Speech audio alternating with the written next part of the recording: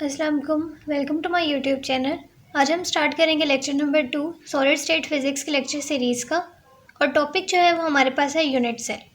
Unit cell topic हमने पढ़ना है। फिर हमने unit cell, different unit cells को, कौन कौन सा यूनिट सेल होते हैं, कौन से नहीं, और हम उनको किस शेप में ड्रॉ कर सकते हैं वो देखेंगे। नेक्स्ट हमें देखना है कि यूनिट सेल की टाइप्स, प्रिमिटिव सेल होती है और नॉन प्रिमिटिव सेल कब होगी। और फिर हमने लेटेस्ट की कॉन्ट्रीब्यूशन देखनी है। स्टार्ट करते हैं यूनिट सेल से। हम ट्राई करेंगे हम ईजीएस्ट मेथड फॉलो करें।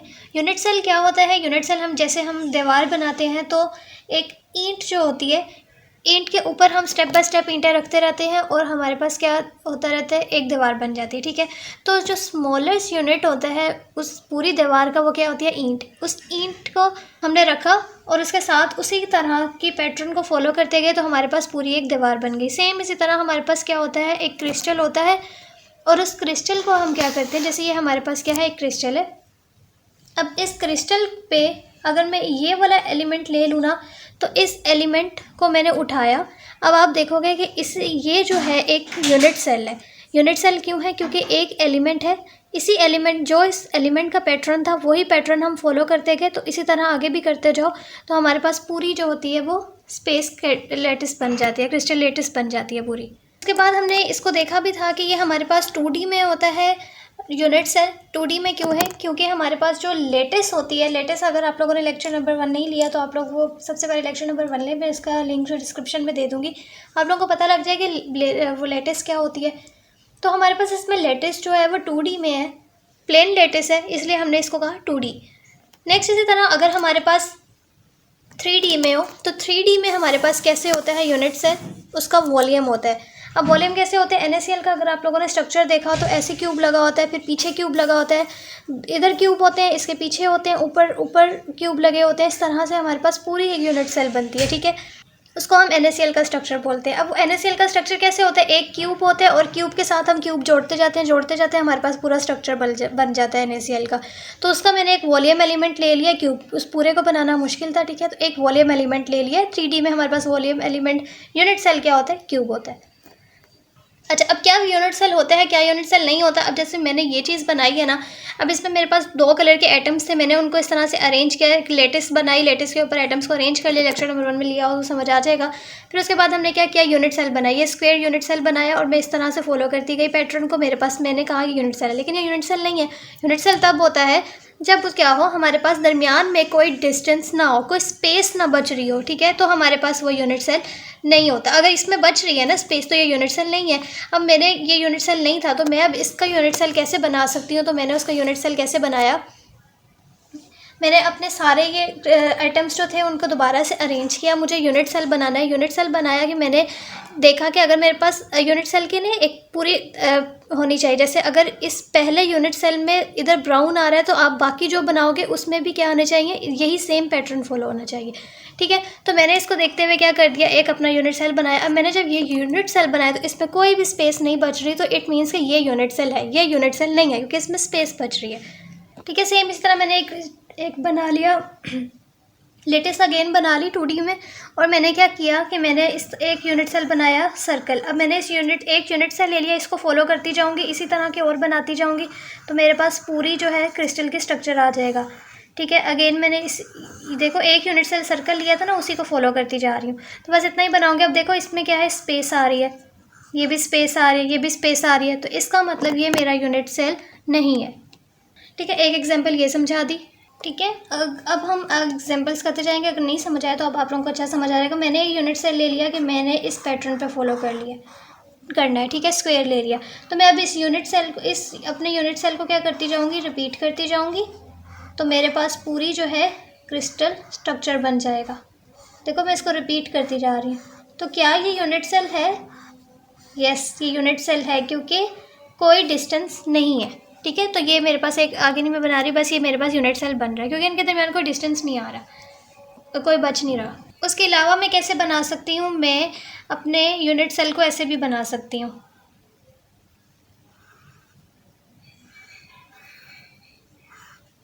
ठीक है, अब इस पैटर्न को मैं फॉलो करती जाऊँ, आप लोग इस तरह फॉलो करते जाओ।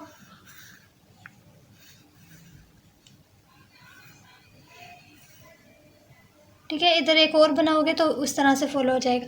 अच्छा, ये भी मेरे पास क्या आ रहा है, यूनिट सेल है। अब ये बन गई है। अब आप लोगों ने इससे कंफ्यूज नहीं होना। अब अगर मैं क्या कर दूँ, इधर मैं एक आप लोग कह दो कि हम ट्राइंगल ले लें, ठीक है, एक ट्राइंगल है, और अब इसको मैं फॉलो करती जाऊँ तो क्या ये यूनिट सेल है? नहीं। देखो, मैंने इसी को फॉलो किया है, लेकिन यहाँ पे क्या है, स्पेस आ रही है।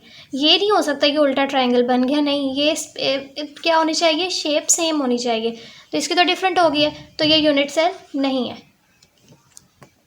ओके, अब इसके अलावा मैं और यूनिट सेल कैसे ले सकती हूँ, मैं इसी में अगर लेके दिखाऊँ आपको तो मैं, ठीक है, और कैसे हो सकता है कि अगर हम इसको करें, ऐसे ले लें, ठीक है, अब मैं इसको आगे फॉलो करती जाऊँ तो कोई डिस्टेंस नहीं बचेगा, ठीक है, तो ये यूनिट सेल होगी।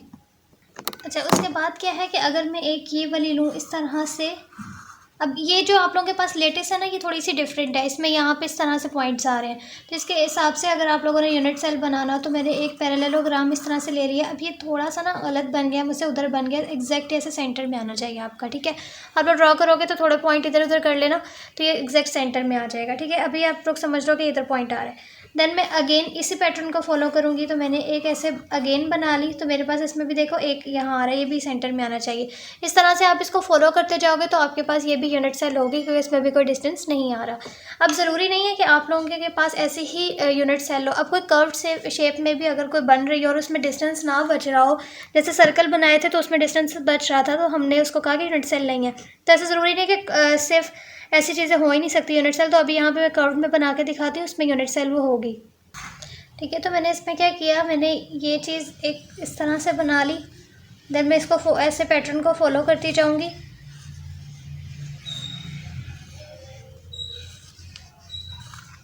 ठीक है। तो अब इसमें स्पेस नहीं बच रहा, मैं इसको नीट करके दिखाती हूँ, ठीक है। तो ये इस तरह से भी यूनिट सेल होता है।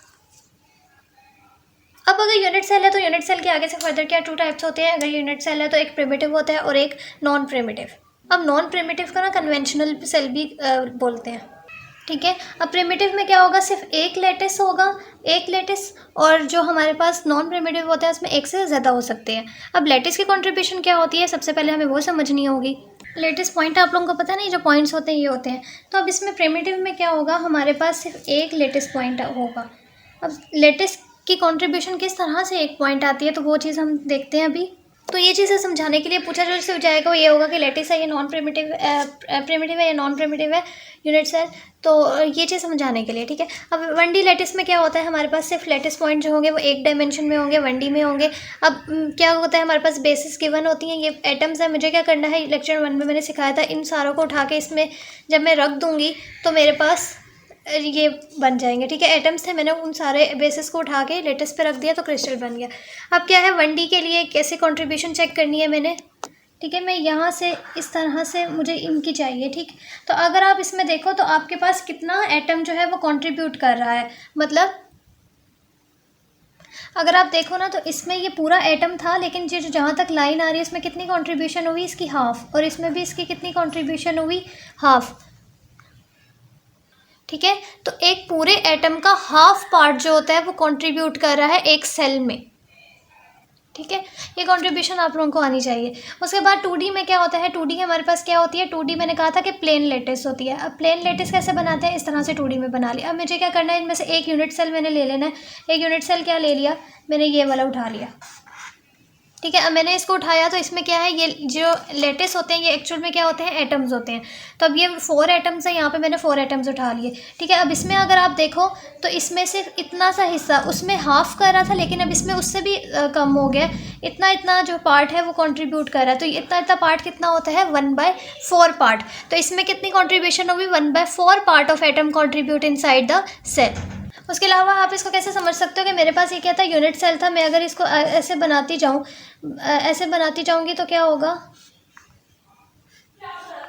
अगर आप इसमें देखो, इस एक एटम उठा लो अगर आप, तो इस एटम को देखो ये वाला, तो इसमें देखो एक ये लाइन आ रही है, एक इसकी कंट्रीब्यूशन है, एक इसकी कंट्रीब्यूशन है, एक इसकी कंट्रीब्यूशन है, तो कितनी हो गई, 4।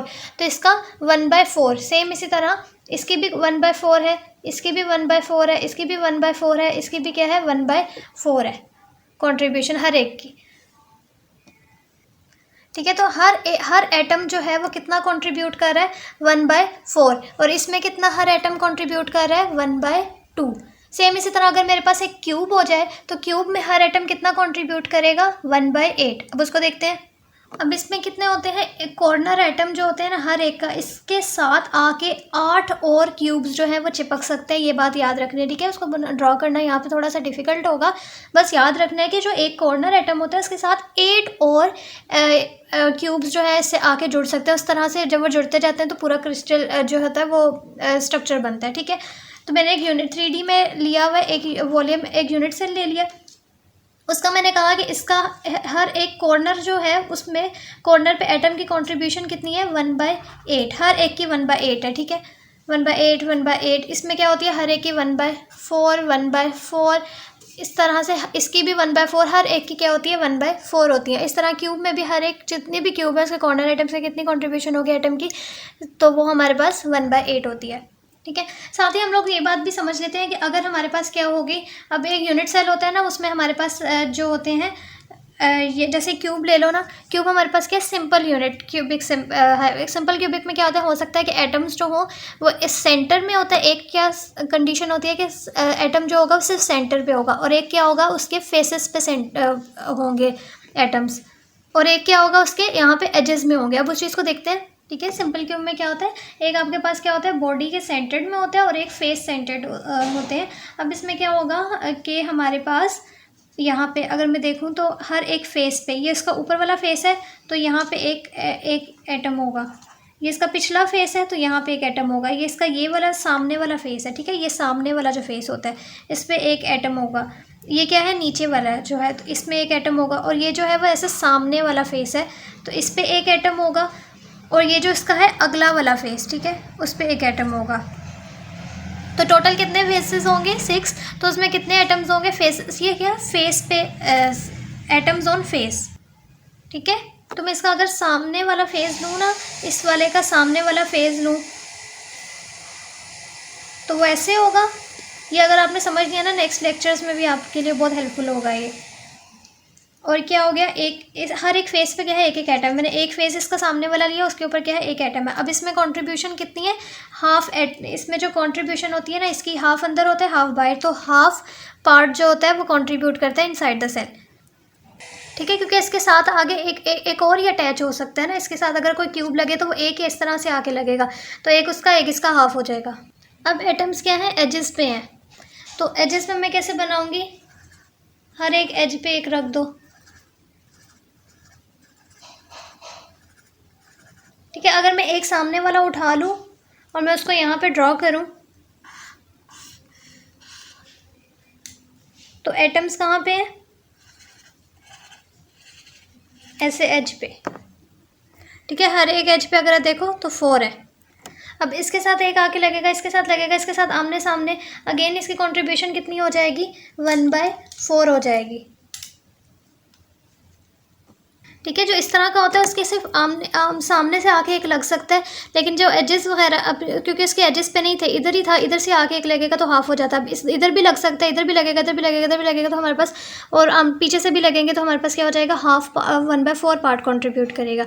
तो ऐसा एटम अगर उसके फेस पे हो तो हमारे पास सिर्फ फेसेस पे होंगे तो हाफ पार्ट कंट्रीब्यूट करते हैं, अगर एजेस पे हो तो हमारे पास 1/4 पार्ट कंट्रीब्यूट करते हैं। ये चीज़ें याद रखनी है। ऐसे यूनिट सेल प्रिमिटिव सेल कहलाते हैं। सबके मुझे ना देखना है कि प्रिमिटिव है या नहीं। तो प्रिमिटिव के लिए मुझे क्या करना होगा, मुझे जैसे इसके लिए करना है तो मैं इसको चीज़ को देखूंगी प्रिमिटिव है या नहीं। तो कितनी कंट्रीब्यूशन है, 1/4, और कितने एटम्स हैं टोटल, 1 2 3 4, कितना आया 1। तो इसका मतलब इसमें सिर्फ एक लैटिस है, एक लैटिस पॉइंट है, तो ये प्रिमिटिव हुआ। दूसरा आप इसको कैसे कर सकते हो, दूसरा मेथड क्या है कि सारों को 1/4, इसकी कॉन्ट्रीब्यूशन 1/4, 4 एटम्स है, 1/4 1/4 1/4, सारों को ऐड करोगे तो कितना बनता है, 1 ही बनता है। तो ये वाला ज़्यादा ईजी है, ठीक है। अब इसको देखो तो 1/2 1/2 हाफ कंट्रीब्यूशन कितनी है, 1/2 कितने एटम्स है, 2, तो हमारे पास 1 आया, तो ये भी प्रिमिटिव है। सिंपल क्यूब को देखो तो मेरे पास इसमें कितने कॉर्नर्स हैं, कंट्रीब्यूशन कितनी है, 1/8, और टोटल कॉर्नर्स कितने हैं, 8 कॉर्नर्स हैं, ठीक है। तो इसकी भी कितनी हुई, 1 आया, तो ये भी प्रिमिटिव है। बॉडी सेंटर्ड बताना भूल गई थी। बॉडी सेंटर्ड क्या होता है, हमारे पास एक क्यूब होता है सिंपल क्यूब के, हमारे पास कितने होते हैं, 8 कॉर्नर्स होते हैं। अब आप क्या करो, एक डिब्बा लो, जैसे क्यूब लो, उसके सेंटर में क्या रख दो, एक एटम रख दो। तो ये वैसे ही है, इसमें सेंटर में हमने क्या रख दिया, एक एटम रख दिया और उसकी हर एक के साथ कंट्रीब्यूशन है, ठीक है। अब इसकी कंट्रीब्यूशन सबके साथ है तो क्या होगा, एक तो हर एक की इसमें कंट्रीब्यूशन कितनी होती है, 1/8 होती है, 1/8 होती है, चीज़ हमें पता है। 1/8 है, उसको टोटल कॉर्नर्स 8 है, प्लस साथ में ये वाला एटम भी एक्स्ट्रा है, तो +1 हो गया। अब ये क्या हो जाएगा, 2। तो इसका मतलब जो बॉडी सेंटर्ड है, बॉडी सेंटर्ड क्यूबिक बोलते हैं, BCC। अगले लेक्चर में हमने पढ़ना भी है, तब ज़्यादा अच्छे से समझ आ जाएगी कि बॉडी सेंटर्ड क्यूब, इसमें 2 आया, इट मीन्स के नॉन प्रिमिटिव है, तो इसको हम क्या बोलेंगे, नॉन प्रिमिटिव, ठीक है। अब एटम्स जो फेसेस पे थे इसको हम क्या बोलते हैं, FCCC, मीन्स के फेस सेंटर्ड क्यूबिक, सही है। अब इसके देखते हैं कि ये हमारे पास प्रिमिटिव है या नहीं। अब इसमें क्या है, 8 टोटल एटम्स हैं, टोटल है, और उनका क्या है, 8 कॉर्नर्स है, 1/8 उनकी कंट्रीब्यूशन है, ठीक हो गया। प्लस कितने हर एक फेस पे है ना, तो टोटल फेस कितने हैं, 6। और जब हमारे पास फेस में होते हैं तो उनकी कंट्रीब्यूशन कितनी होती है, हाफ, हर एक की कितनी है, हाफ कंट्रीब्यूशन है। ये चीज़ याद रखनी थी, ठीक है। तो 6 फेजेस होते हैं हमारे पास, हमें पता है कि 8 कॉर्नर्स होते हैं क्यूब में, 6 फेजेस होते हैं, और फेजेस में जब हो तो उनकी कंट्रीब्यूशन कितनी होती है, हाफ। तो यहाँ पे अगर आप देखो तो 1 + 3 4 आ गया, मीन्स का ये भी हमारे पास क्या है, नॉन प्रिमिटिव। अब ये चीज़ ऐसे स्क्वायर में थी, 1/4 इसकी भी कंट्रीब्यूशन 1/4, तो हमें पता है 4 एटम्स लें, 1/4 लें तो हमारे पास 1 आते हैं, मीन्स के ये हमारे पास क्या है, यूनिट से प्रिमिटिव है, ठीक है। सेम इसी तरह ये प्रिमिटिव नहीं होती, ठीक है। अब इसका जो है ना वो 1/4 कंट्रीब्यूशन नहीं लेना। अब इसमें हमारे पास क्या बनते हैं, पैरेललोग्राम है, पैरेललोग्राम का अलग सीन होता है, इसमें हमारे पास एंगल 90 डिग्री नहीं बनता है, इसमें 90 होता है। अच्छा, उसके अलावा अगर ये आइटम्स जो है वो मैंने सेम ले लिया, अगर सेम इसी तरह मेरे पास 2 आइटम्स डिफरेंट हो तो तब ये काम नहीं करना, तो मैं बताती हूँ कैसे करना है, ठीक है। 2 डिफरेंट कलर्स के जो है एटम्स अगर एग्जाम्स में आपके आ जाएँ और कहा जाए कि प्रिमिटिव है या नहीं, तो उसके लिए क्या करना है हमें, ठीक है। हमें क्या करना है, एक हमने बताना है कि हमें फॉर ब्लू के लिए, जब हमने ब्लू के लिए किया तो उसके लिए क्या है, वो कितने एटम्स हैं, ठीक है। हमने एक यूनिट सेल ले लिया ये, ठीक है। अब इसमें कितने एटम्स हैं, 2 ब्लू हैं, और उनका कंट्रीब्यूशन कितना होता है, 1/4 हमें पता है, अगर इस तरह स्क्वायर में आ रही है तो 1/4 होता है। अब ये कितना हो गया, 2 आ गया। सेम इसी तरह हमें फिर रेड के लिए, सॉरी ब्लैक के लिए 4, ब्लैक के लिए लेंगे तो वो भी कितने, 2 एटम्स है, और उनकी कंट्रीब्यूशन भी क्या है, 1/4, तो कितनी आ गई, 2। तो ये हमारे पास क्या है, नॉन प्रिमिटिव, सॉरी हाफ आता है, हाफ, ठीक है, 2 तो इनकी कंट्रीब्यूशन कितनी है, हाफ है दोनों की, तो ये प्रिमिटिव नहीं होगा। अच्छा, अब हमने ये समझ लिया कि प्रिमिटिव में हमारे पास सिर्फ एक लेटेस्ट पॉइंट होना चाहिए, और जब नॉन प्रिमिटिव होता है उसमें बहुत सारे भी हो सकते हैं, तो ये चीज़ हमने देख ली किस तरह से। अब उसके अलावा और क्या होना चाहिए, प्रिमिटिव की एक और भी कंडीशन है, वो ये है कि इसका वॉल्यूम जो है वो बहुत मिनिमम होना चाहिए, कम से कम वॉल्यूम होना चाहिए। और साथ जैसे हमने कहा यूनिट सेल में कि हम जब यूनिट सेल बनाते हैं तो वैसे होना चाहिए कि वो ओवरलैप ना कर रहे हों, और हमने उनके अलावा कहा कि उनके दरमियान कोई डिस्टेंस नहीं बचना चाहिए, ठीक है, कोई खाली जगह नहीं बचनी चाहिए। तो सेम हमारे पास प्रिमिटिव सेल के भी यही कंडीशन है कि वो उनके दरमियान हमारे कोई जगह नहीं बचनी चाहिए, और वो कम से कम वॉल्यूम के होने चाहिए, और उनमें एक लेटेस्ट पॉइंट होना चाहिए, और वो क्या होना चाहिए, ओवरलैप नहीं करने चाहिए, ठीक है। अब जैसे इसके बारे में पूछ लिया जाए कि ये प्रिमिटिव है या नहीं, तो ये प्रिमिटिव नहीं होगा, क्योंकि हर एक इसमें क्या है, एक सेंटर्ड में आ रहा है। अगर सेंटर्ड में देखो तो +1 वो भी होगा, तो वो प्रिमिटिव नहीं देगा, ठीक है। अब इसमें 2 स्ट्रक्चर दे दिए गए हैं, कहा गया है कि इनमें से प्रिमिटिव कौन सा है। ऑब्वियसली ये प्रिमिटिव होगा, इसको हम चेक भी कर लें तो 1/4 × 4 जो है 1 देगा। अब इसमें करूँ तो मेरे पास 1/4, साथ में क्या है, 1 + 1 2 आइटम्स भी आ रहे हैं, ठीक है, तो ये प्रिमिटिव नहीं होगा, ठीक है। ये 2 आइटम्स एक्स्ट्रा आ रहे थे। उसके अलावा ये प्रिमिटिव क्यों नहीं है, क्योंकि इसका एरिया जो है बहुत ज़्यादा है। मैंने कहा कि मिनिमम वॉल्यूम होना चाहिए, तो इसका वॉल्यूम क्या है, कम है, तो ये हमारे पास क्या है, ये प्रिमिटिव होगा। इसका वॉल्यूम बहुत ज़्यादा, तो ये प्रिमिटिव नहीं होगा। और साथ साथ अगर मैं हालांकि अगर मैं इसको क्या करती जाऊँ, रिपीट करती जाऊँ ना, तो ये मुझे क्या देगा, वो ओवरलैपिंग नहीं होगी और इससे डिस्टेंस भी नहीं बचेगा, लेकिन फिर भी ये नॉन प्रिमिटिव है।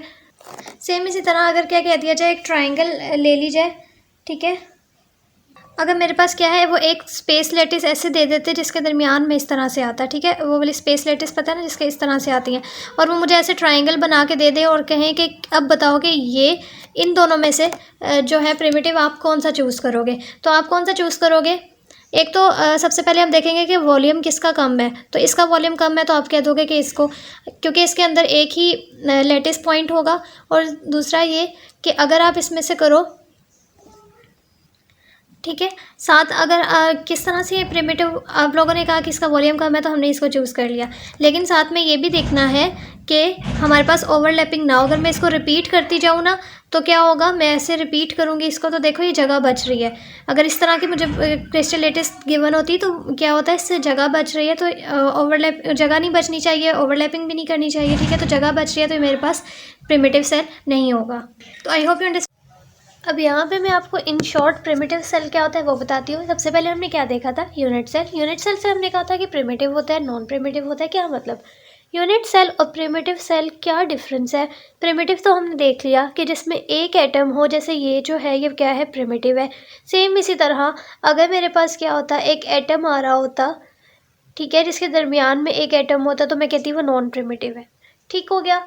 जैसे हमने अभी ऊपर वाले केसेस पढ़े हैं जिस पे ये एक एटम सेंटर में आ रहा था, सेम मैंने इसको निकाला तो ये भी क्या था, नॉन प्रिमिटिव था। तो नॉन प्रिमिटिव का तो समझ आ गया कि जिसमें एक से ज़्यादा एटम्स हों, एक और एक से ज़्यादा एटम्स आ रहे हो तो वो हमारे पास नॉन प्रिमिटिव हो जाता है। और प्रिमिटिव सब जब एक ही एटम हो हमारे पास, ठीक है, तो होता है प्रिमिटिव। लेकिन यूनिट सेल और प्रिमिटिव मेन हुआ, इनमें क्या डिफरेंस है? यूनिट सेल हम किसी को भी ले सकते हैं। यूनिट सेल क्या होता है, बिल्डिंग ब्लॉक। जैसे हमारे पास क्या होता है, मैं आपको एग्जांपल देके समझाती हूँ। जैसे हमारे पास दीवार है, दीवार में किस तरह से दीवार बनी है, अगर हम उसका एक यूनिट सेल ले तो वो क्या है, एक ईंट, एक ब्रिक आप ले लो, तो एक ईंट से क्या हुई पूरी दीवार। आपने क्या किया, एक ईंट को लिया, यूनिट सेल को लिया और उसको रिपीट करते रहे, तो उसके रिपीट करने से क्या हुआ, आपके पास पूरी एक वॉल कंस्ट्रक्ट हो गई।